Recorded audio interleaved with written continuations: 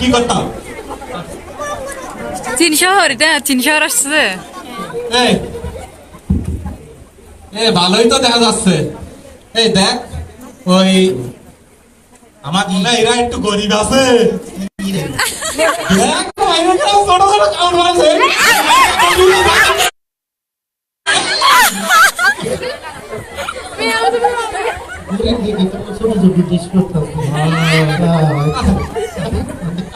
এখন আমরা এই ফিল্ম দেখাইছি না, এই করোনা ছাড়াই